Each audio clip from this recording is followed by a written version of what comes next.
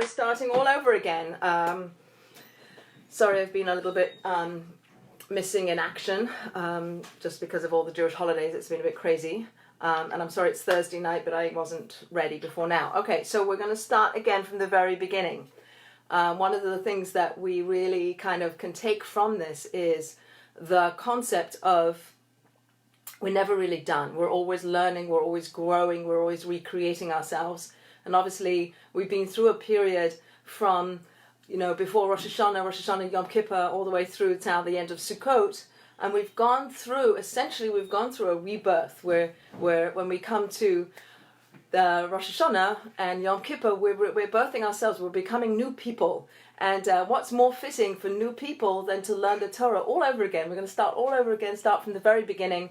And we're new people, so we're coming to perhaps the same words that we read last year, but we're different people. We have had a whole year of learning and growing and moving and becoming new kinds of people and seeing the world in different ways and fixing different relationships, or maybe not fixing those relationships, but wanting to.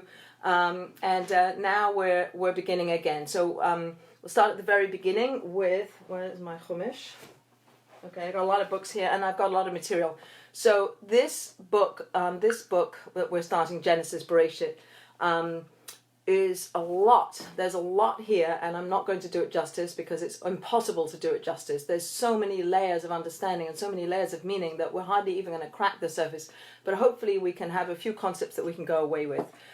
The beginning of the Torah begins with the creation of the world. Why do we have to read about the creation of the world? Shouldn't we, if the Torah is a guidebook to our lives, if the Torah is giving us how to live our lives, here are the laws, here's how you live your life, here's how you connect to the infinite, here's how you connect to something greater than yourself, you would think perhaps that we start with the commandments. We get, this is what you should be doing. No, we start with creation. It's important for us, say, all of our sages, all of our teachers, that we need to understand basic concepts. Foundation is that God created the world, that it wasn't an evolution, it didn't come from nowhere, that there is a creator. There's a creator that not only creates the world at every single moment and is intimately involved in the world at all times and is creating the world every moment, every second, and that we're being created every moment, every second, which gives us a certain amount of perhaps sense of responsibility, obligation, or something that says to us there's a reason why all of us alive today are given another day of life. What is it that we're supposed to do? So we can look into the Torah and we can find our guide. It's a guidebook, not just in here's what you do, but the stories, the whole foundation of who we are as people takes us all the way back to the beginning. We have to go back to the very beginning. The mystics talk about how the world was created. The world was created in the very beginning, and everything just was a manifestation of that first act of creation at the very beginning. Everything was laid down, like the DNA of the whole of existence was put down. Everything was put down at the beginning, and then things were revealed as we go along. We actually even understand that there were things that were created at that time that didn't come to manifest their actual reality in the world until much later. For instance, the manna that fell from heaven was created at the beginning of time. The manna that was going to fall from the heavens when the Jews were were moving around in the desert, that manna was created back at the beginning of time, before time. So what we're doing is we're going to go back to the very beginning. And as Mary Poppins would say, it's a very good place to start at the very beginning.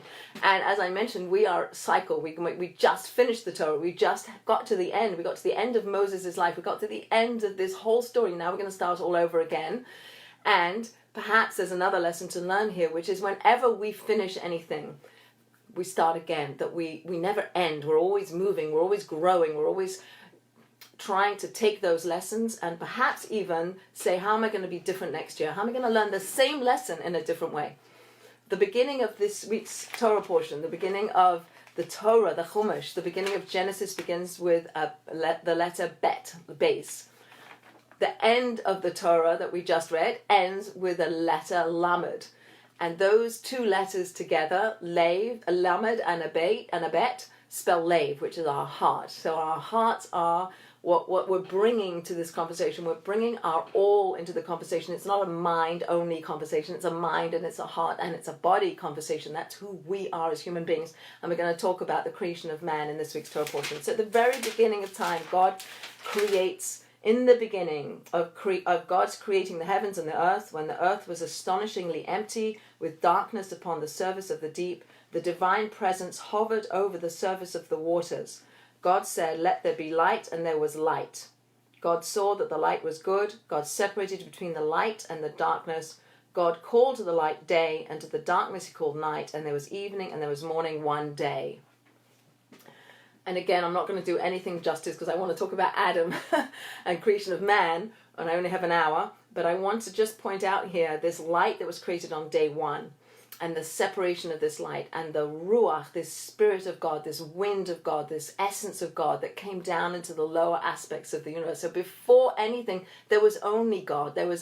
We have this term, we kind of use it all over and over again, Ein od milvado, there's nothing other than God, meaning there is nothing other than God. So in order for God to create the universe, in order for there to be a creation, there was an act, which we call it, the mystics called Simsum. There was an act where God essentially sort of like withdrew a little bit, like pulled back in order to create a space. So in order to even have a space where there could be a creation, God had to create that space, and into that space was all of the universe. All the universes, millions of universes. We don't even any concept of the universes that exist out there with our limited ability to look out into the world. But God created this world within an act, with this act of Simson, this act a little bit of kind of withdrawing, but maintaining a presence, maintaining a relationship, staying connected all the time, staying connected. Created a light, but there's no sun.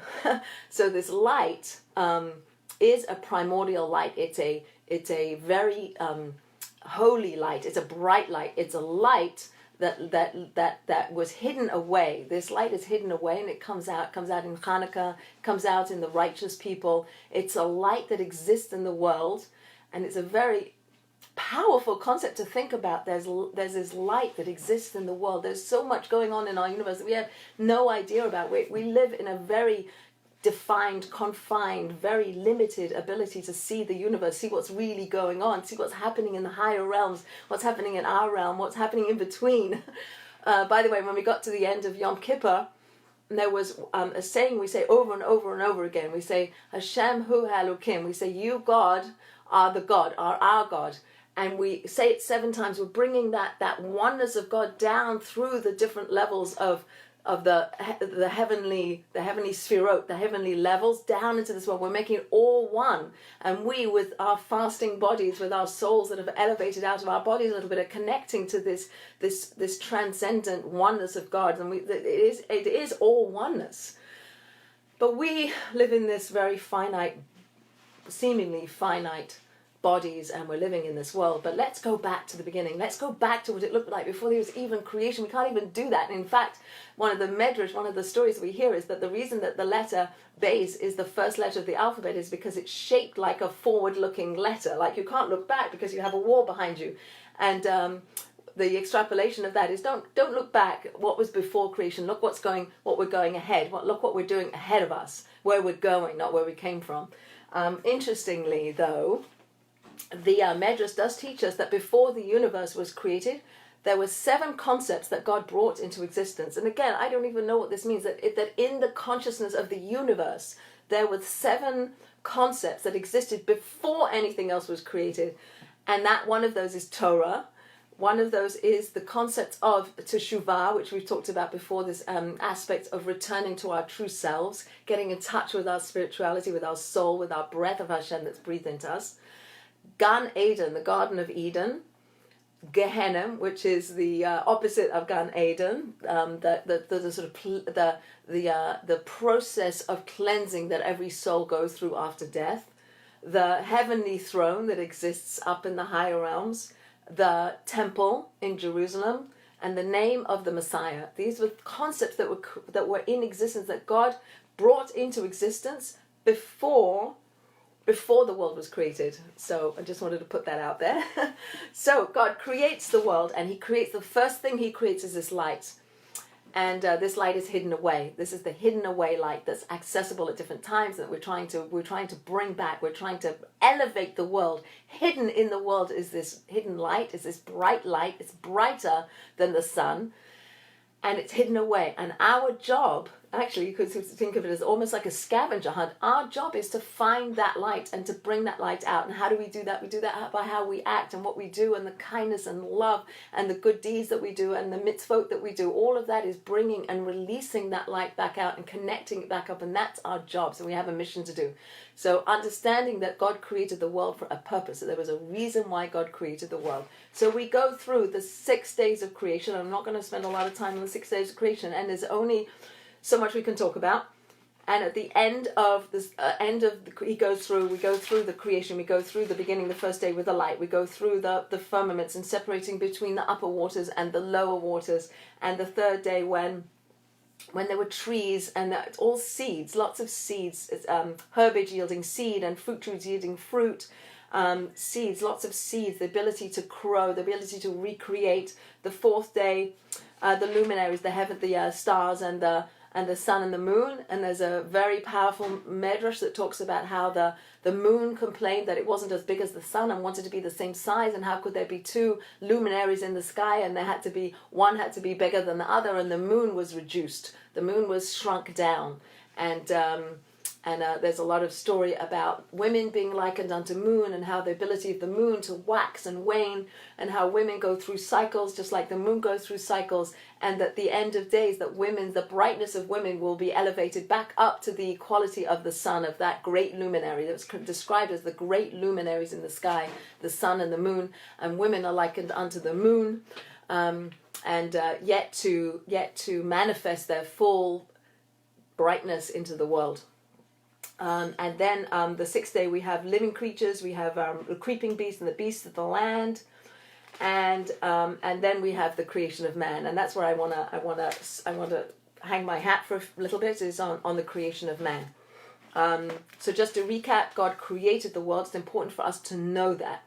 That we believe in this concept of new beginnings, that things start again, that we built into the universe before even creation was the idea of beginnings and new beginnings and starting again, teshuvah, returning back to a primordial state and starting again. And we have a lot of this theme, Rosh Hashanah, and now we're coming here exactly right now. We're talking about that with the world being created anew, and it's almost like it is being created anew. We're coming around to a cycle where we are starting anew. We're new beings, we're new people. We're starting all over again. The 6 days of creation. That light was created on the first day and it was hidden away, and that there's this manifestation of God in the physical world, and that God created literally a space for there to be something created from nothing, and then we get to day 6. So I'm going to read you day 6. And God said, "Let us make man in our image, after our likeness. They shall rule over the fish of the sea, the birds of the sky, and over the animal, the whole earth, and every creeping thing that creeps upon the earth." So God created man in his image. In the image of God, he created him, male and female, he created them. So this is the first account of the creation of man.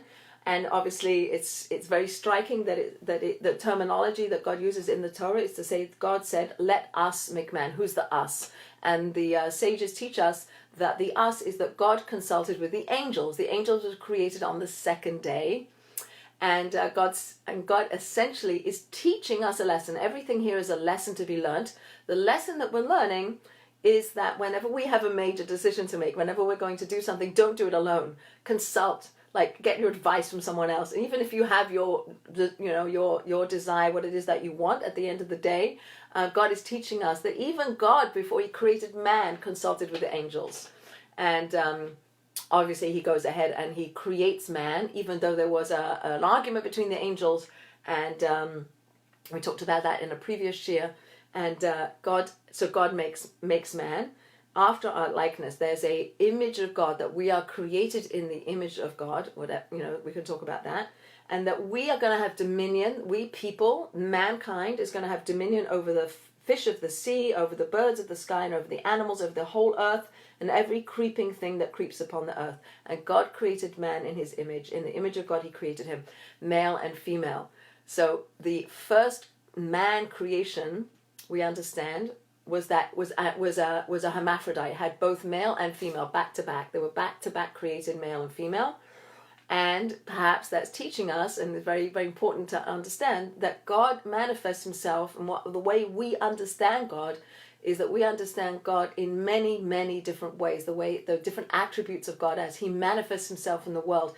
And we interact with those expressions of God in the world, some of which are male energies and some of which are female energies. Not that God is male and female, even though in our world we have men and women, we have male and female, but that there's an energy that exists in the universe that is considered to be, that is given the name male energy, and there's another energy in the world that's considered and given the name and described as female energy. And those two energies are in existence, and they come into the world through God. So we can refer to God as he, which we often do.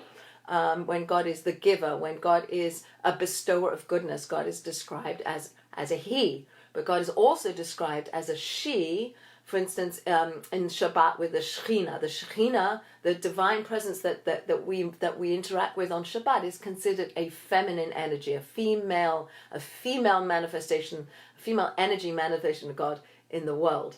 So, each one of us human beings are an admixture of male and female energy, because ever since Adam and Eve, when they were created, this androgynous, this hermaphrodite being that was created male and female was then separated. So then we had Adam, with the first man, was all male energy. Chava, the feminine, the female counterpart to Adam, Eve, was the female energy. And then when they united and created their offspring, then there was always now considered a mixture of male and female. So every person now is a mixture of male and female energies. And so I just want to put that out there, that some people get upset when God is referred to always as a he. I would suggest that what we're really doing is that we're saying, when God manifests in the world using what we call male energy, then he's referred to as he. Not that God is a he, or that God is only one aspect. That is way too limiting, and obviously we have very little concept of the oneness and the magnitude and the beyond our ability to comprehendness of God, and yet we do try to do that. So it says we're created in the image of God. What does that mean? So we have these male and female energies. We also have an ability to choose, and that's often given as the blanket explanation for what it means that we're created in the image of God, is that we have free will. We have an ability to choose. We are not like the animals, and we're not like the angels that act on instinct, that are given a role or given a mission or given an instinct, and all they do is operate on that instinct. We are a different creature that is not like the animals. We have the ability to choose. We have the ability to think. We have the ability to learn from the past, hopefully. We have the ability to think transcendently. We have the ability to convey ideas to each other. There's a lot of things that we are different than the animals. So he created us male and female. He created them. And it says that the first mitzvah they gave us was to be fruitful and multiply. Fill the earth, subdue it, rule over the fish of the sea and the birds of the sky and every living thing that moves on earth. So this Adam, this man, this first human that was created male and female, was told to procreate, to be a creator. Another way in which we are in the image of God. God creates. God is the creator, the ultimate creator, the quintessential, existential creator. And we also have that capacity to choose to create and to fill the earth and subdue it. And we have the ability to have dominion over the world, over the animals, over the fish, over the sea, over the vegetation, over everything that lives and everything that moves. And we've proven that, obviously, with our global warming situation that we're in now. We have not ruled over the earth in a good way. We're destroying the earth, we're destroying the world, so we're going to do something about that. So God saw that he made this man. It was evening as morning was the sixth day. Then we have a second creation story. These are the products of the heaven and earth when they were created in the day that Hashem God made the heaven and earth. All the trees of the field were not yet on the earth, and all the herb of the field had not yet sprouted. It goes back to the idea that God created everything, but it was in potential. It hadn't yet manifested itself. It was in potential. All the grasses, all the herbage, all the trees were just waiting. What were they waiting for?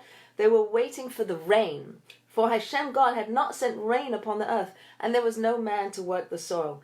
A mist ascended from the earth and watered the whole surface of the soil. And Hashem God, now we have a different word used for the name of God. In the beginning, God created the world at the very beginning using the name Elohim, which is a strict definition, a word that's used to describe God as a strict judge, as a truth, as only truth, only doing the right thing, of having no compassion one on the other. It's just, this is it, this is the right thing, this is the good thing, this is the emet, this is the truth, this is what I'm doing, this is the way it's going, this is justice, with no compassion, nothing mixed in. That was the beginning. That was the way God manifests the beginning of creation. And now we see God as Hashem Elohim.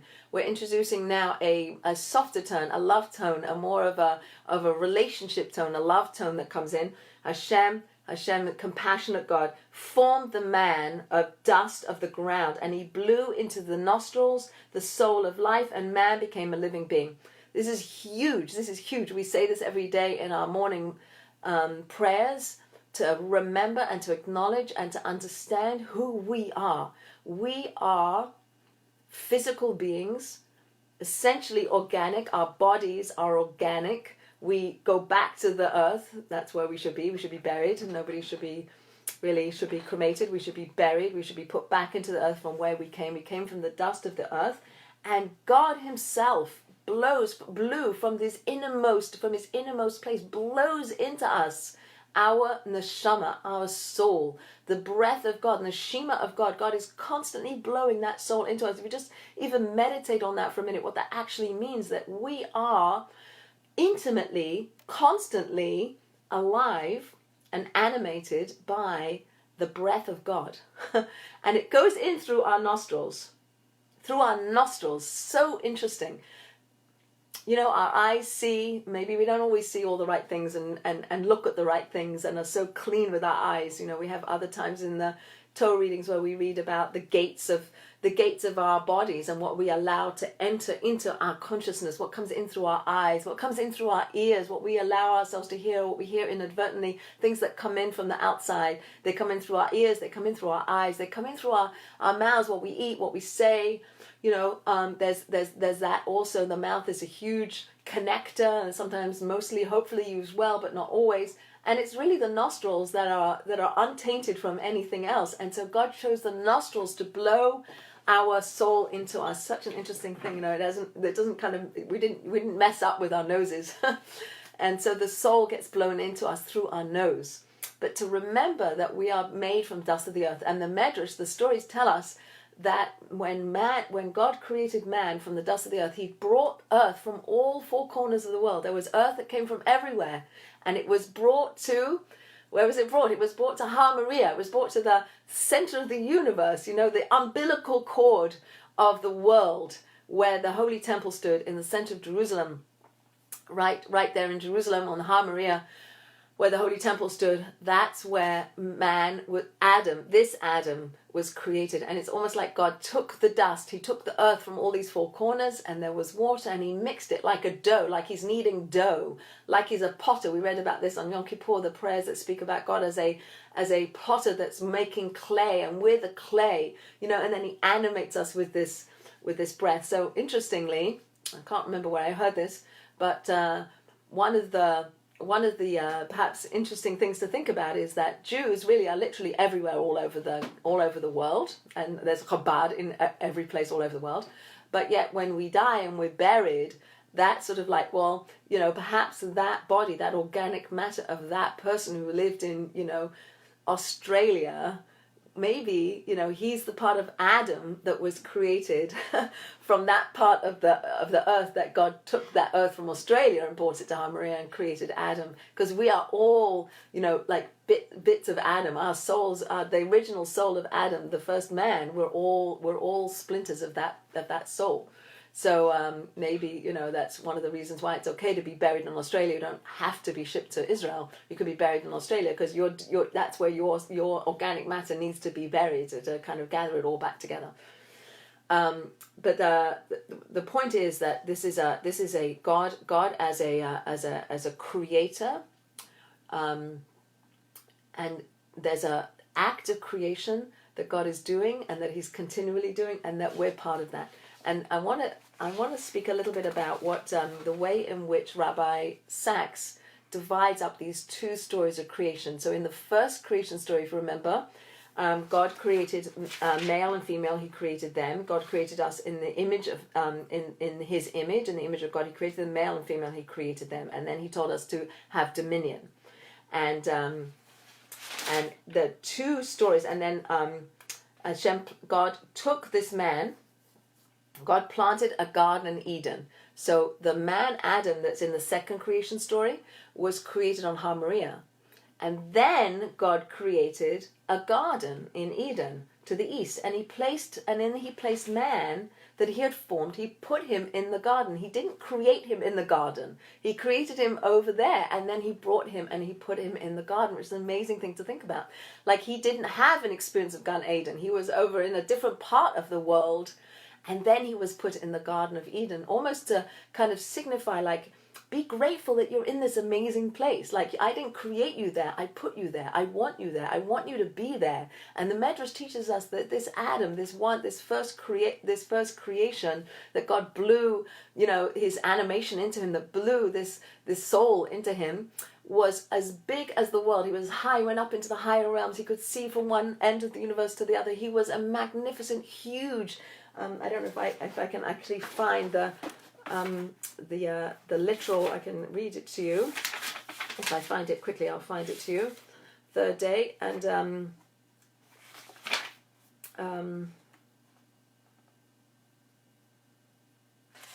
don't think I'm going to be able to find it. Anyway, but he was a huge man. And that the angels also actually worshipped him. They were in awe of this first man. He was so huge, and he was so able to see from one end of the world to the other, and he reached up into the higher realms, and it was a magnificent man. That the angels actually worshipped him until he fell asleep, and then they realized he was just human.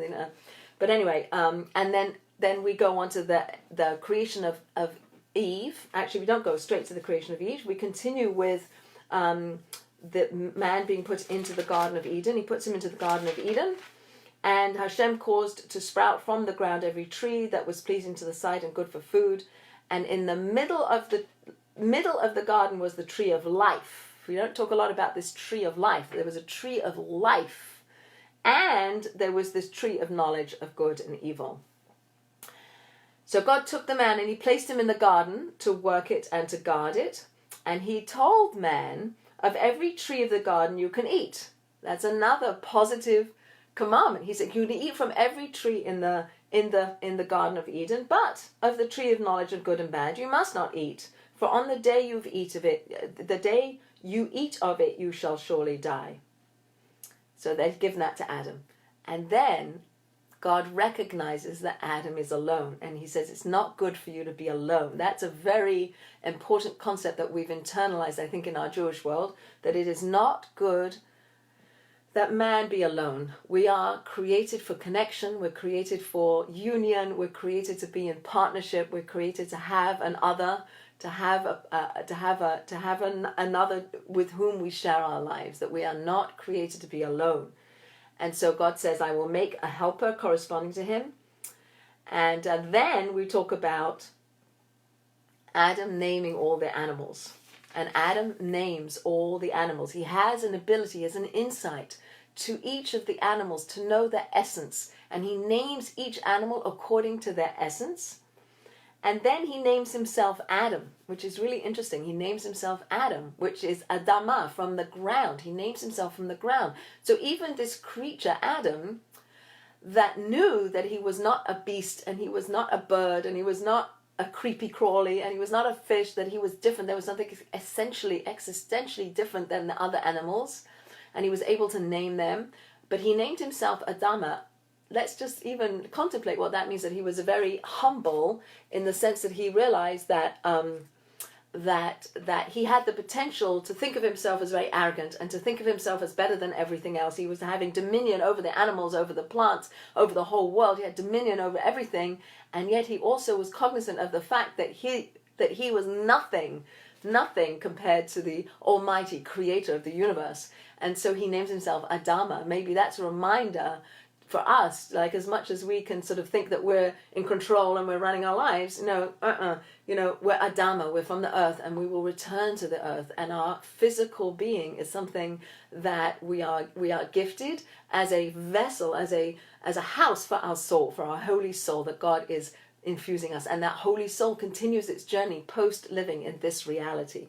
So this reality that we live in is post the Garden of Eden existence. So I got to keep moving really fast. So Hashem cast a deep sleep upon the man, and he slept, and he took one of his sides, and he filled in it flesh in its place. And Hashem God fashioned the side that he had taken from the man into a woman, and he brought her to the man. And the man said, "This time it is bone of my bones and flesh of my flesh.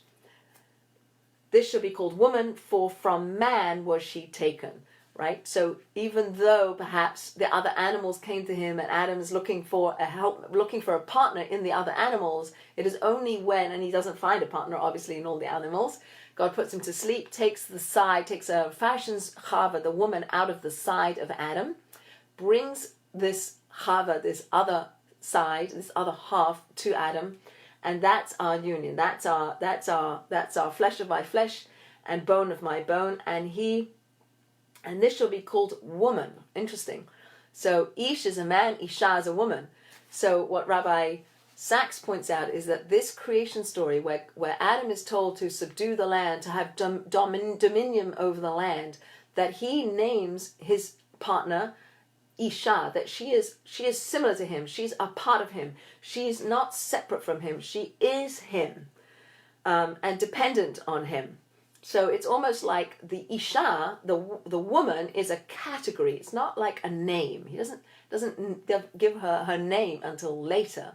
And what Rabbi Sachs points out is when he names her later, and he names her Chava, he names her Chava, meaning life, that she is able to bring forth life into the world, that she's different from him. She has a different role to play. She is not the same as him, and she will redeem him from the mortality that they bring upon themselves by eating from the fruit of knowledge of good and evil. When they eat from this fruit of knowledge of good and evil, they bring death into the world, as we may know. And what Chava does, what woman is able to do, is create new life. And by bringing new life into the world, the woman has the ability to redeem man from his mortality. And that's, I think, a very interesting thing to think about. And so Adam names her. He names her Chava, even though she was the one that enticed him. She was the one that brings him the fruit from this tree of knowledge of good and evil. She's the one that is seduced, that is in conversation with the snake. The snake approaches Chava, and we understand from the Medrash that Adam was asleep, that the snake, I'm just going to introduce a concept that I read, and maybe nobody's ever heard of this before, maybe you have, but that really what the motivation, the desire of the snake was, the snake wanted to be in partnership with Eve, and he needed to get rid of Adam. So his motivation was to entice Chava, Eve, to take the fruit to Adam, get him to eat, introduce death into the world, and then he would be able to have this companion of Eve. It's an interesting concept, because the snake before the eating of the fruit of the tree of knowledge of good and evil walked upright and was able to speak and was able to eat delicious food and was almost human-like, but had an animal. He was an animal. He had an animal desire. He had an instinct. That his desire was what he was led by. What led him was his desire to whatever, to eat good food or to satisfy his desires was his whole world. Just like an animal has an instinct to eat, sleep, reproduce, whatever their instincts are, that's what they do. They have a one-track mind. They don't think outside of themselves. They don't think about transcendent ideas. And the Nachash, the snake, was a beast. And he comes to Chava and he seduces her. He says to her, if you eat from this, you will be godlike. If you eat from this fruit of the tree of knowledge of good and evil, you will be godlike. You will be able to discern between good and evil. And here's another whole category of conversation, and it's way too big to really go into any depth with. But what I'd like to suggest is that there's a difference between right and wrong, and good and evil. Right? Or true and false. So true and false. 2 + 2 = 4. That's true. That's not a moral. We don't have a moral sensibility about something that's true. 2 + 2 = 4. That's just true. It's not good or bad or right or wrong. It's just true. Right? And before Adam and Eve, before these two people in the beginning of time ate this fruit that came from the tree of knowledge of good and evil, all they saw in the whole world, from I understand, is what they saw was true or false. 2 + 2 = 4. If you do this and do that, then you connect to the source of reality. If you live this way, you'll connect to God. You'll connect to God. That's all. It's just true. You can't go against it. You can't say 2 + 2 = 10. It's wrong. You just don't do that. 2 + 2 is 4. That's what it is. So you follow that line. You follow that trajectory. And the snake comes along and says to Chava, if you eat this, he comes from the outside and he comes with this aspect of desire. Don't you, Eve, want to desire to be able to overcome something that you don't have to overcome now in order to reach a higher connection to God? He's almost seducing her and saying to her, if you internalize more of the moral ambiguity of the world, if things become gray, if you don't really know what's right or wrong, if you really don't know what's good or bad, if you really like in a more of a gray zone, and then you choose the high ground, then you choose the right thing, you'll be on a much higher level than you are now. So he seduces her with the desire to get closer to God, to even have an even greater relationship with God, because by choosing to connect to the right, to the good, to the true, having dispensed with things that are not good and not right and false, you will be on a higher level. And she, as we know, like he pushes her against the tree and she doesn't die, which Adam had added as a fence. He said to his wife, he said to Eve, if you eat from the tree, if you touch the tree, it will bring death into the world. And the snake pushes her onto the tree. She doesn't die. She takes the fruit. She takes it to Adam. They eat from the fruit, and then the whole world kind of descends down on them. Then they kind of they lose that clarity of true and false. They lose the clarity that the whole world was 2 + 2 = 4. And now it becomes clouded, just like our world is clouded. We don't always know what the right thing to do is. We don't know what the 2 + 2 equation acts are. We get muddled up. We don't even know. Rabbi Foreman, interesting if anybody wants to listen to Rabbi Foreman, he suggests one of the competing values that we have is our own desire. So he gives an example of a person who's it's a rainy night and you're parked in a tight spot in New York City, and you back up and you back into a Jaguar. It's like a new or a Porsche, and you back into this new Porsche, and you put a great big dent in that Porsche, and you look around, there's no one looking, right? So you have a value, you have something that says you have to report it, you have to tell the person, you have an honesty value. There's a value that's coming at you that says to be honest. And then from deep within you, you have a desire that says, well, maybe nobody saw me, or if I do own up, then I'll have to pay a lot of money, or maybe, if it becomes known, then people won't trust my driving, or my wife or my husband will be angry at me, or whatever. We start to justify and rationalize and kind of We have a desire coming from our own self-protection, perhaps, where we don't want to leave a note on that car. We want to drive away and pretend it wasn't us and it didn't happen. Right? So it's not competing values. It's not like a medical ethics question where it's, you have a competing value. Shall I, help this person or help that person? And, how do you choose between competing values? Rabbi Foreman suggests that in this case, it's very much back to what happened when Adam and Eve ate from the tree of knowledge of good and evil, is that we then became clouded. And what we now in our existence, we have values, we have a Torah that's our light, that's telling us how to live our lives, and yet we have also this animal part of ourselves, this desire for self-preservation, the desire for, to sleep and to eat and to be merry and to ignore the truth of the world and to just like preserve ourselves and look after ourselves, and we lose focus, we lose the sense of what's true and right and good. Right? We don't see it so clearly anymore, and that's the world that we live in. Very interestingly, Adam and Eve, when they existed in the Garden of Eden, it says that they were so ephemeral. Their soul was so huge. Their soul was the prime motor.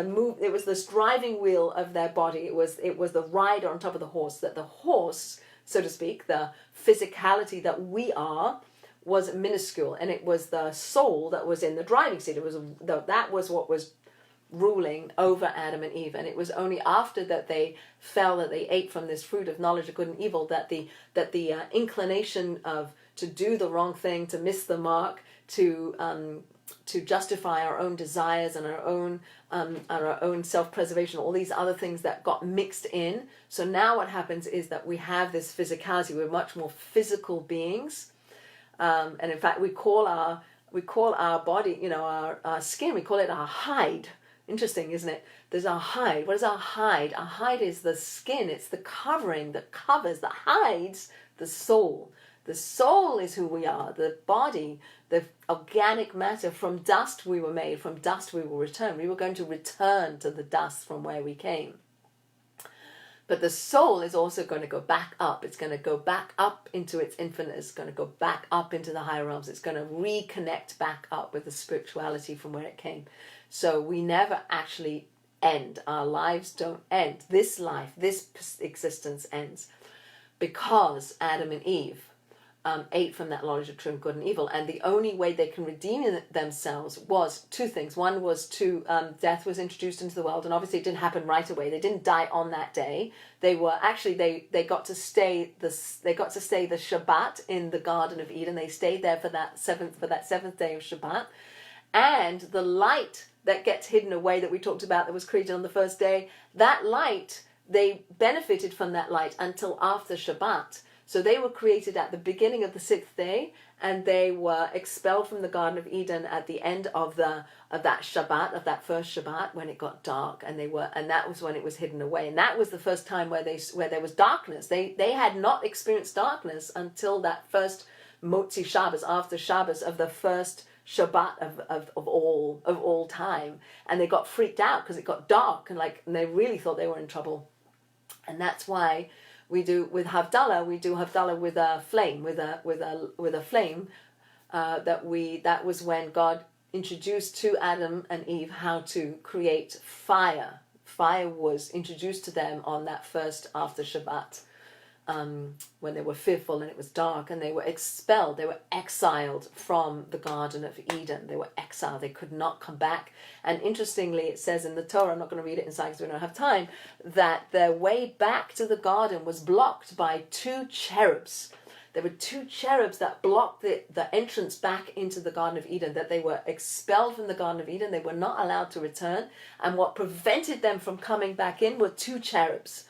The only other place in the Torah where we see two cherubs is on top of the Aron, on top of the Ark, the Holy Ark that housed the tablets of stone that Moses came down with, the ones that were broken, the first ones that God gave to Moses, and then the second ones that he hewn himself when he went back up and got forgiveness from the Jewish people for worshipping the golden calf. He comes back down with the second tablets. They go into this Holy Ark. On top of the Holy Ark are these two cherubs, and these two cherubs have their wings that are outstretched and creating this beautiful schach. Actually, it's the same term that's used for the top of the sukkah, we have the term for the shelter, the shade that the sukkah affords us, is the word schach, which is also the word used for the angel's wings that create this canopy, create this protection over the ark. And as you know, perhaps, that the Torah is referred to as a tree of life. We call the Torah a tree of life. And we don't call it a tree of life in a fickle way. It's a very profound, deep concept to understand that the Torah is our life. If we understand, go back to what I said before about how even the Torah is the blueprint for the creation of the world. Without Torah, there is no world. Without Torah, there is no way to understand how to lift ourselves out of our desires. How to what's that? There's a saying about a mathematician who was saying, I don't have to be a triangle to teach mathematics. I don't have to be an ethical person to teach ethics. But I think that as Jews and as moral people, whether we're Jews or not Jews, to be moral people, we have to be moral people. To teach the Torah, to understand the Torah, we really need to work on ourselves. All of us, everybody needs to work on themselves to lift themselves out of the inherent instinctive desires that we have, and to lift ourselves into a different place where we connect to the Torah, which connects us to God, right? So that's the whole point, is to get back to the Garden of Eden kind of existence, that Garden of Eden where our bodies were minimized, our souls were huge, right?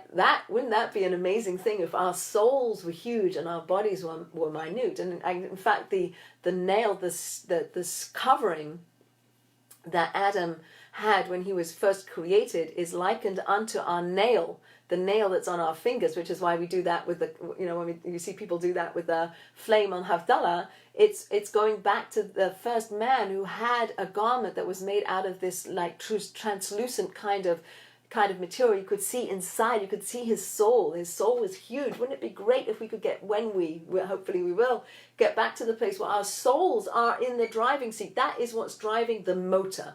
The motor are the desires. The motor is the physicality, our bodies, our energy. But the driving seat, and who's in the driving seat? Our body or our soul?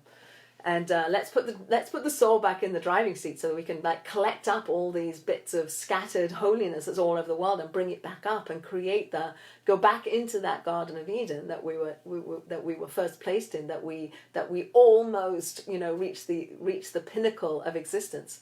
And that is the goal of our lives, is to try to get back into that Garden of Eden. So these cherubs that are guarding the way back, you can't go back, right? Adam and Eve can't go back. They have to go off into the world. They have to plow the land. They have to have pain in childbirth. They have to die.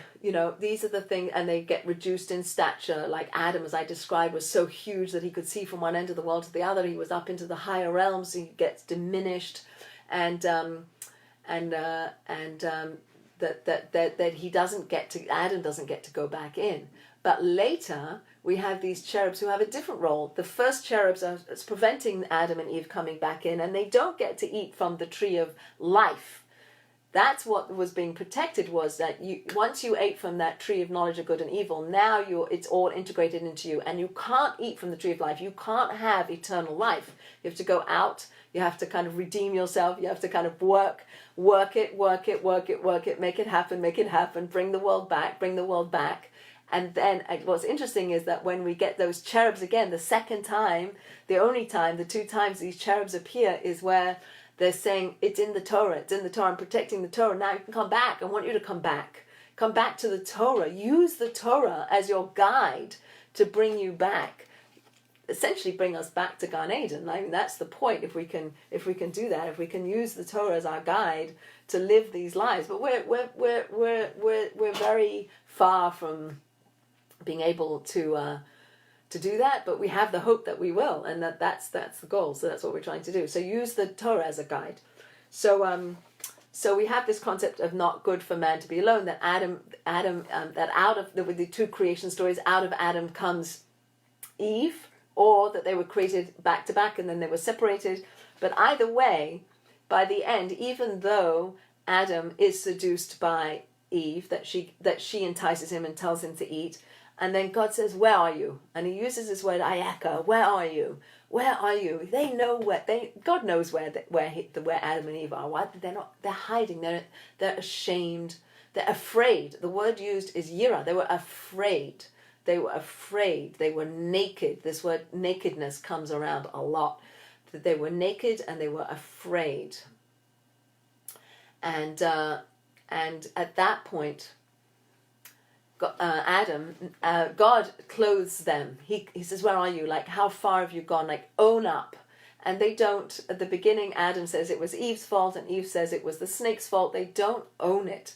And I think if we go back to our Rosh Hashanah Yom Kippur work that we did, it's easy for us to point the finger. I don't know if any of you heard this Devar Torah was going around in my circles, where it's easy to point at somebody else, but when you're pointing at somebody else, it was they made me do it. How many, you're pointing with one finger that way, but how many fingers are pointing in the opposite direction back at you, right? So as much as we can point at other people and say, she made me do it, it was his fault, use that as an imperative to look at ourselves. Where am I going? What do I need to do? How do I work on myself? How do I become a better person? How do I get myself back in line so my soul's in the driving seat? Because I can use lots of rationalizations and justifications for doing things that are not true, that are not right, that are not good. But I can use my intellect to rationalize and justify doing all sorts of things. And obviously we've seen that in our Jewish history, in the world. We see it all over. There's so much man doing things and using rationalizations, justifications for doing things, and so like to even transcend that and say that there are things we do understand that there is an emet, there is a truth in the world. I heard something amazing about emet, the word emet meaning truth, that if you split it in half, there's the aleph and the mem. The aleph and the mem spell mother. It's an aim, the mother. And then the last two words, if you take the two letters instead of aleph and a mem, the mem and the taf, then we have a mate, death. And so we have that juxtaposition. We have death and we have life. And we're doing that all the time. All the time is life and death, life and death. So that is the reality of our world. That is the foundation of our world. And yet we have to keep moving forward, and we have to keep recreating ourselves, just like we learn as God is creator, and God is choosing to create, and God is putting this energy into the world. We need to keep moving forward. We are people who are moving. We're not the angels. We're not static. We're not beasts that are not moving. We're moving all the time. And let's try to keep moving in the right direction. And let's try to keep moving with our eye on the prize. The eye on the prize is to get in touch with our souls and put our souls in the driving seat. So that the choices that we make, when we choose what we say, what we do, are ones that will bring the world up and bring more of that light, bring more of that hidden light out. That is our job as people in the world, as people who can think and people can act and people who can use our hearts. That's what we're looking to do, is to elevate the world, bring the world up, and bring more light into the world and more godliness into the world, and try to connect the heavens and the earth. The Torah is the link between the upper realms and the lower realms, and so that's the beginning. That's what we're talking about in the very beginning. So when Adam and Eve could not go back into the garden, they were not allowed to eat from the tree of life because they have work to do. So God had to expel them, exile them out of that garden. That garden was not accessible to them anymore. That tree of life, they couldn't eat from that tree of life because they had to go through what they have to go through to bring a resolution to the whole world. But when at that time when the cherubs were over the holy ark, this is an indication that the tree of life is accessible to us. It's still here. It's in our world through the Torah. And I always think that that's one of the most moving parts of the service, is when we return the Torah to the ark, to the Aron in the synagogue, and we sing Eitz Chaim Hi, that is a tree of life to all those who hold on to it. And so let's hold on to it. And even if it's a twig, it might not be you're holding on to the trunk of the tree. It might not be that you're spending your whole life learning Torah, and there are people obviously who are spending their whole days learning Torah. But even if you listen to one shiur, or you do one thing, or you read one thing, or that's a twig. You're holding on to the twig, and the twig is part of the whole tree. And that might be what you need to do, is hold on to that twig and keep holding on to another twig, and you'll never know what light you'll bring into the world. So what's interesting is that Adam names Chava. He names her the mother of all life. He names her life, and even he's not angry with her. He knows that his life is bound up with hers. And as they go into exile, he names her Chava, that she is the mother of all. and sees the good in her, and I think that is another lesson to learn in terms of when we are in relationships, to see the good in the other people, the people around us. Look at the good, and his Adam could easily, and he did at the beginning, say it's her fault, she made me. Does he look back at himself? And then really to come full circle and say, I'm naming her Chava, I see the good parts of her, and they go off. What's really interesting, another quick sidebar comment, is that first wedding when Adam and Eve come together, that first wedding in Gan Eden where they come together, that God beautifies Eve. It says in the Medrash, in the stories, that God himself beautifies Chava, Eve, when he brings her to Adam to be married, and he braids, in England we say plait, he braids her hair, right, in order to beautify her. And that's one of the nice kind of imageries that is given over as why we braid the challah on Shabbat. So traditional challah is braided, and one of the reasons given as to why it's braided, there's lots of reasons, obviously, we're Jews, we have lots of reasons for lots of things, but one of them is to beautify the challah just like God beautified Eve and braided her hair when he brought her to the wedding canopy for Adam. So I think that's a nice image.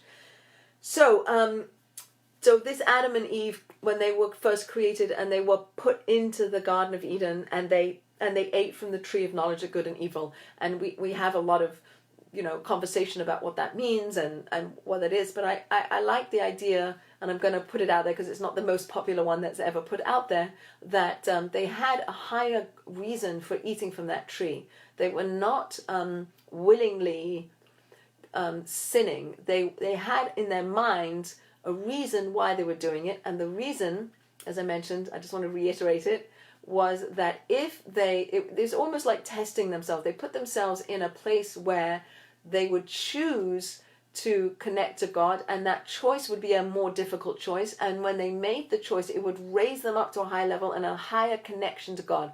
The part that was not what God wanted of them. It was not what they were asked to do. They were asked to not eat from that tree, to recognize that the whole world, as much as you have dominion over the whole world, you do not have carte blanche to do everything and anything you want, and there's one tree that you cannot have access to. And when they ate from that tree, the whole thing came tumbling down. That whole desire and everything became internalized. So our soul went in, our bodies became thicker, they became more like hide, like our bodies are. We have this body that hides our soul. We were exiled from the land. We were exiled from the Garden of Eden. And we were exiled from the Garden of Eden. And we were blocked from, Adam and Eve were blocked from coming back into the garden by these two cherubs. But we still have potential to come back. And we understand, as I mentioned, that the two cherubs that were over the Holy Ark that housed the Torah, that housed the Ten Commandments, that housed the tablets, was an indicator that this is the pathway. This is how we can re-establish the relationship that we lost when we were in the Garden of Eden. We can re-establish it by living up to the tree of life that is the Torah. So for each one of us, however we hold on to that tree of life, whether it's a twig or a stick or a branch or a leaf or whatever it is, and metaphorically speaking, that each of us has a capacity to hold on to that tree of life and to let it affect us and let it help us take the soul that is deep within us and bring it out. And on Yom Kippur, we had that higher level of connection to our soul. Our bodies were diminished by fasting and all the things that we didn't do to feed our soul, so to speak, such that the soul could have a little bit more of an expression. We could attach our souls more to the spiritual world. And I think that's kind of one of the lessons that I'd like to bring out of this whole Genesis story. Understanding that God is a creator, understand that God created the world through the Torah, and that God has a plan for the world, that it will be an end point, and that death, as tragic it is and how sad as it is and how horrible it is and how we mourn people so deeply, to understand on some level, maybe a heart level or a soul level or an intellectual level, that it's part of the process, it's part of the tikkun, it's part of the rectification of what we need to go through. On the day that they ate from that tree of knowledge of good and evil, brought death into the world, but it wasn't death as a punishment. It was a death as a consequence. It was death as a consequence so that we can have the capacities and the avenues to re-establish the original relationship that we were meant to have with God. God is all loving. God is all good. God only created the world to bestow his goodness upon us, and it's incumbent upon us to do our part to turn to that direction and to hold on to the tree of life. And as much as there's so many more things I'd like to say, I know that it's already 8 o'clock. So thank you all for listening, and I'm open to anybody who wants to give me some questions or suggestions or thoughts or anything that was new that you didn't know already. And I wish you a Shabbat Shalom.